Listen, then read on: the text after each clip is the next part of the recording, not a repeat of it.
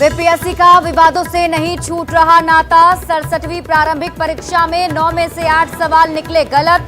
News 18 की पड़ताल में शिक्षाविदों ने लगाई मुहर। बड़ा सवाल, बीपीएससी गलती क्यों नहीं मान रहा।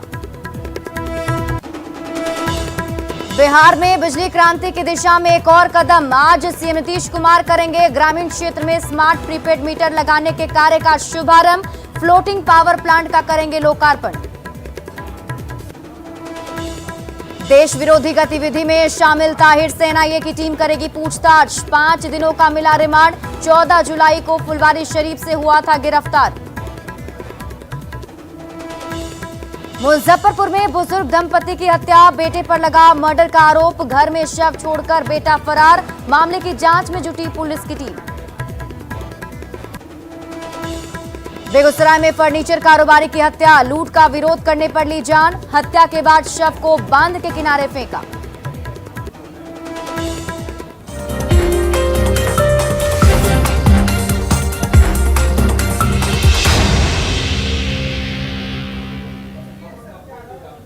नमस्कार, अपना बिहार देख रहे हैं आप। आपके साथ मैं हूं शिप्रा झा। बुलेटिन में सबसे पहले बात देश विरोधी गतिविधियों में शामिल ताहिर की।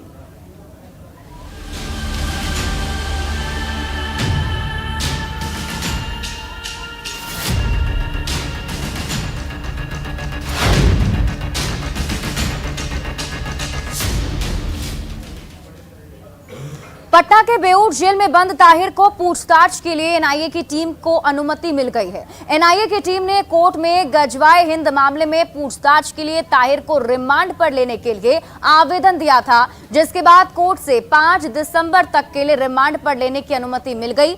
आपको बता दें कि 14 जुलाई को ताहिर को भारत विरोधी गतिविधियों में संलिप्तता के आरोप में गिरफ्तार किया गया था। ताहिर का संबंध पाकिस्तान के संगठन से बताया जा रहा है।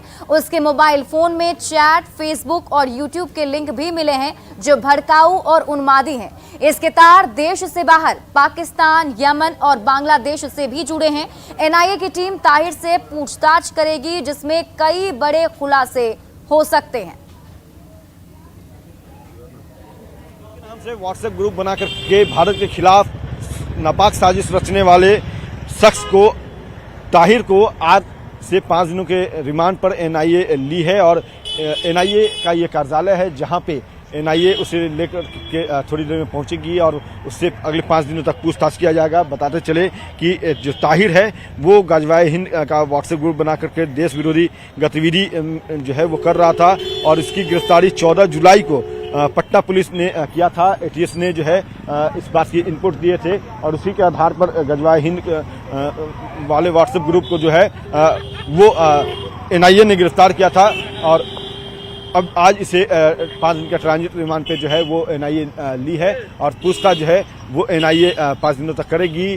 कहा यह जा रहा है कि ताहिर से कई महत्वपूर्ण जानकारी जो है वो एनआईए हासिल करना चाहती है कि इस ग्रुप में जो लोग शामिल थे वो उनकी क्या मोडस था, क्या एक्टिविटी थी, फंडिंग कहाँ से आती थी। कई जो सवाल हैं उसका जवाब आज एनआईए जो है अगले 5 दिनों की पूछताछ के दौरान, चूंकि रिमांड पे आज से ले ली है तो पूछताछ के दौरान उनसे हासिल करेगी। और ये पूछताछ जो है वो गजवाए हिंद व्हाट्सएप वाले मामले में बेहद अहम बताया जा रहा है। कहा यह जा रहा है कि ताहिर जो है वो सिर्फ एक तुरुप का पत्ता था। जो पाकिस्तान और दूसरे देश में बैठे हुए जो लोग हैं वो मेन आका थे और उनसे जो है अब पूछताछ के बाद ही जो है ये खुलासा होगा कि ताहिर किस तरह से देश में विध्वंस फैलाना चाहता था और क्या उसके जो तार हैं वो पाकिस्तान के अलावा अन्य जो कट्टरपंथी देश हैं वहाँ से जुड़े हुए हैं। चूँकि इस व्हाट्सएप ग्रुप में 200 से अधिक जो लोग हैं वो शामिल थे और लगातार भारत विरोधी जो है गतिविधि की जो बातें हैं वो इस व्हाट्सएप ग्रुप में की जा रही थी। बहरहाल देखना होगा कि एनआईए की जो पूछताछ होगी अगले 5 दिनों तक, उसमें ताहिर क्या खुलासा करता है। कैमरा पर्सन सुबोध के साथ अमित कुमार, न्यूज 18 पटना।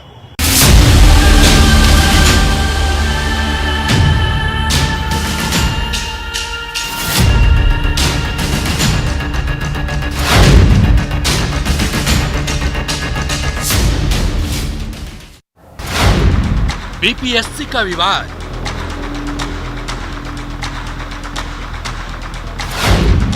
सवाल पर बवाल।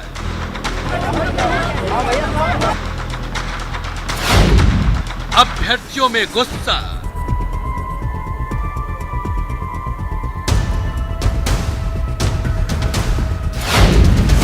गलत सवाल का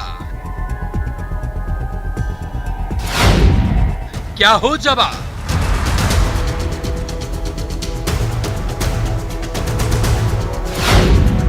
गलती की सुधार पर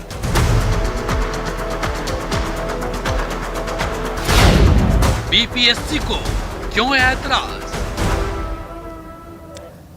जी और अब बात बीपीएससी की, जिसका विवादों से पुराना नाता रहा है और इस बार सवाल को लेकर मामला फंस गया है। ऐसे में सवाल यह है कि बीपीएससी गलती क्यों नहीं मान रहा।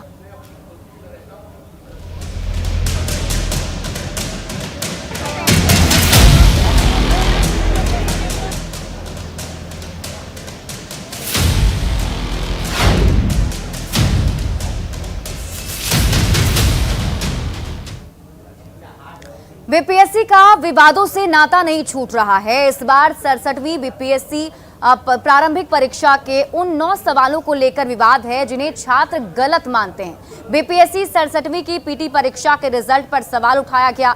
छात्रों का आरोप है कि पीटी परीक्षा में 9 गलत सवाल पूछे गए थे, जिसकी वजह से उनका रिजल्ट प्रभावित हुआ है, जबकि बीपीएससी सिर्फ एक सवाल के गलत होने की बात मान रहा है। 67वीं बीपीएससी परीक्षा का ये कोई पहला विवाद नहीं है। इसके पहले परीक्षा के पेपर आउट हो गए थे, जिसके बाद परीक्षा को रद्द करना पड़ा था।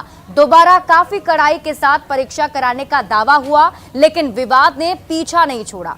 न्यूज़ 18 बिहार झारखंड ने जब इसकी पड़ताल की तो शिक्षाविदों ने बताया कि 9 में से 8 सवाल गलत थे।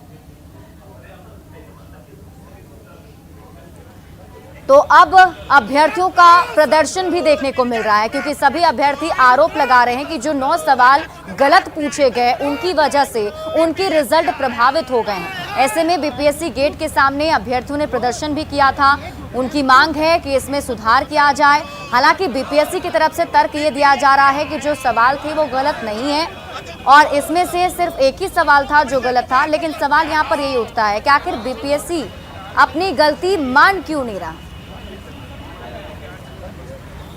और कुछ सवाल जो उठ रहे हैं, न्यूज़ 18 भी वो सवाल पूछता है कि आखिर ये इस गलती के लिए दोषी कौन है, और सवाल ये भी कि गलती की है तो सुधार से परहेज क्यों कर रहा है बीपीएससी।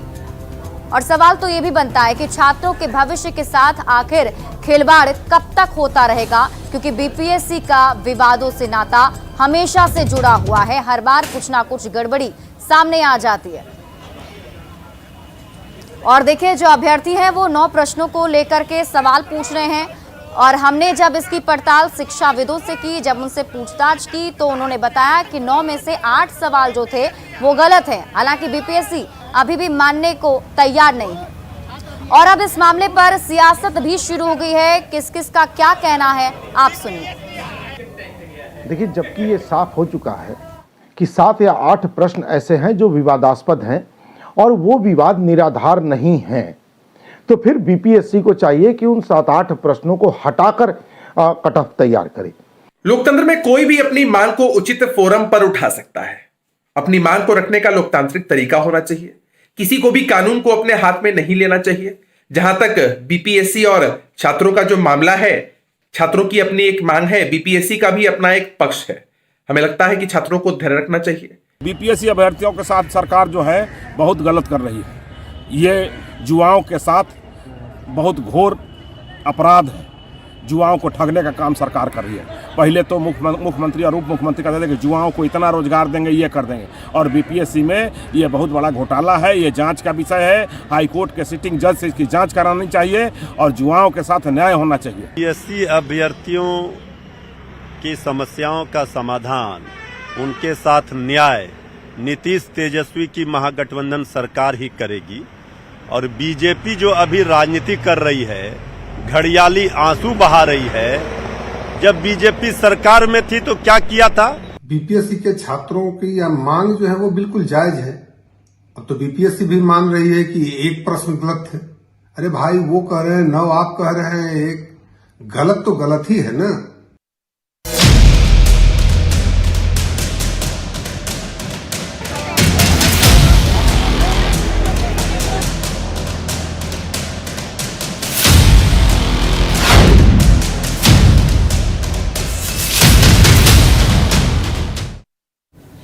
और अब बात बिहार में बिजली क्रांति की।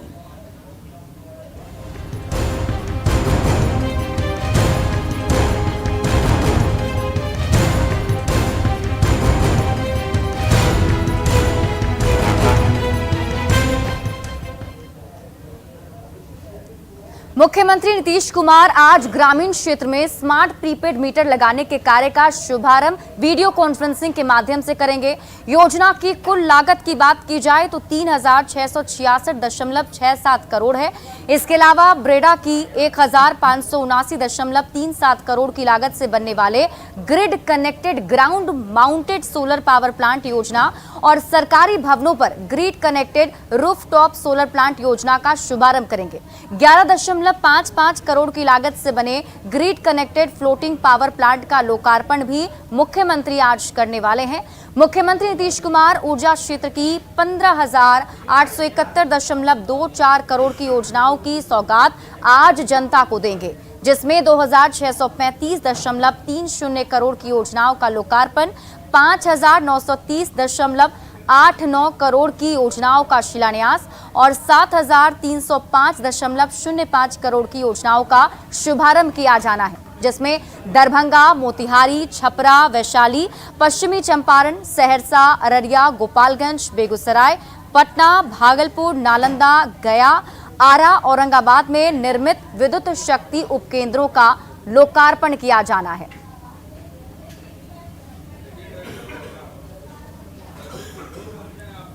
तो बिहार में बिजली क्रांति होने जा रही है। अब आप इसके बारे में भी थोड़ा जान लीजिए।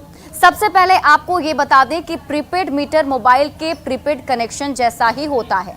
जितने का आप रिचार्ज कराएंगे, आप उतनी ही बिजली का खपत कर पाएंगे। हालांकि शहरी इलाकों में इस व्यवस्था से कुछ लोगों में नाराजगी जरूर देखी गई है। गांव में स्मार्ट प्रीपेड बिजली मीटर की शुरुआत लेकिन आज से हो जाएगी। 3,666.67 करोड़ रुपए इस पर खर्च किए जाने हैं। Grid connected floating power plant का आज लोकार्पण किया जाना है। विद्युत शक्ति उपकेंद्रों का भी लोकार्पण किया जाएगा, जिसमें कौन कौन से जिले शामिल होंगे आपको वो बता देते हैं।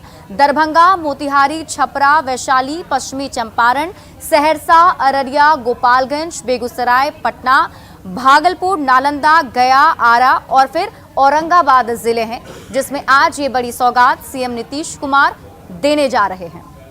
बढ़ते हैं आगे। बिहार में नगर निकाय चुनाव को लेकर सरकार की फजीहत लगातार जारी है। पटना हाईकोर्ट के आदेश के बाद सरकार ने आनन फानन में अति पिछड़ा आयोग बनाया, लेकिन अब सुप्रीम कोर्ट ने अति पिछड़ा आयोग को डेडिकेटेड कमीशन पर रोक लगा दी है। दरअसल बिहार सरकार ने 18 अक्टूबर को आयोग का गठन किया, जिसके अध्यक्ष नवीन कुमार आर्य हैं। बीजेपी सांसद सुशील मोदी ने सुप्रीम कोर्ट के आदेश की प्रति के साथ ही ट्वीट किया है, जिसमें उन्होंने फिर से बिहार सरकार की मंशा पर सवाल खड़े किए हैं। सुशील मोदी ने अपने ट्वीट में लिखा है कि नीतीश कुमार का अति पिछड़ा विरोधी चेहरा एक बार फिर से उजागर हो गया है। ये ट्वीट हम आपको आपकी टीवी स्क्रीन पर दिखा रहे हैं, जिसमें देखिए आज सुशील मोदी ने ये ट्वीट किया है और एक बार फिर से नीतीश कुमार को अति पिछड़ा विरोधी बताया है।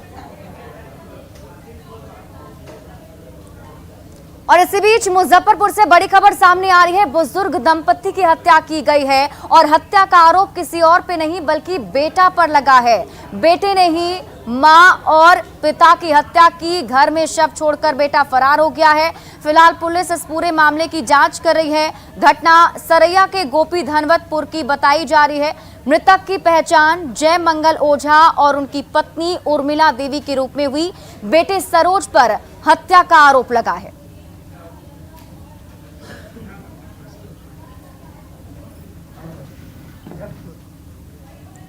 वैशाली के बिद्दुपुर में एक व्यवसायी से लाखों रुपए लूटने का मामला सामने आया। लूट की तस्वीरें सीसीटीवी कैमरे में कैद हो गई। वहीं घटना के बाद व्यवसायियों में काफी ज्यादा आक्रोश है और ये सीसीटीवी फुटेज हम आपको दिखा रहे हैं, जिसमें देखिए लूटपाट की वारदात को किस तरीके से अंजाम दिया गया है। आक्रोशित व्यवसायियों ने आगजनी कर स्थानीय प्रशासन के खिलाफ नारेबाजी भी की।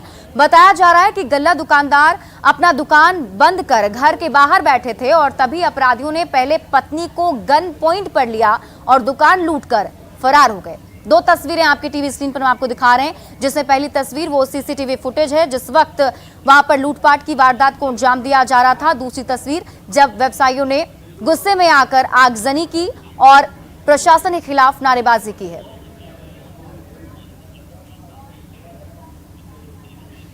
छपरा के मशरक में मोबाइल चोरी का एक वीडियो सामने आया है। इंटरनेट कैफे के संचालक का उसके दुकान से मोबाइल चोरी हो गया। पीड़ित के अनुसार वो अपना मोबाइल छोड़कर बगल के दुकान में गया था, लेकिन जब वो वापस आया तो उसका मोबाइल फोन गायब था। चोरी की तस्वीर वहां लगे सीसीटीवी कैमरे में कैद हो गई है। फिलहाल पुलिस उसी वीडियो के आधार पर मामले की जांच में जुटी हुई है।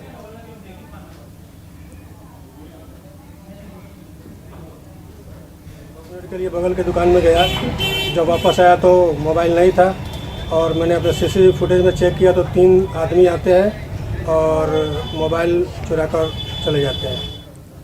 नवादा से जमुई जिले तक जाने वाली SH82 का हाल इन दिनों बद से बदतर हो चुका है और सड़क की यह हालत निर्माण कंपनी की लापरवाही की वजह से हुई है। नवादा के कादरगंज से जमुई जिले के खैरा तक जाने वाली SH82 का निर्माण दिसंबर 2018 से शुरू हुआ था, जिसे मार्च 2021 में ही बनकर तैयार हो जाना था, लेकिन कंपनी की लापरवाही के कारण आज तक इस सड़क का निर्माण नहीं हो सका है। कुल 524 करोड़ की लागत से इस सड़क को बनाया जाना था, लेकिन निर्धारित समय बीत जाने के बाद भी इसका निर्माण कार्य अभी तक लटका हुआ है। मौके से और अधिक जानकारी दे रहे हैं हमारे सहयोगी अनिल विशाल। नवादा से जमुई जिले तक को जोड़ने वाली SH82 का हाल इन दिनों बहुत ही जर्जर है और यह सड़क जो पिछले 2018 दिसंबर से काम लगातार जारी है, मगर यह काम अभी तक पूरा नहीं हुआ है।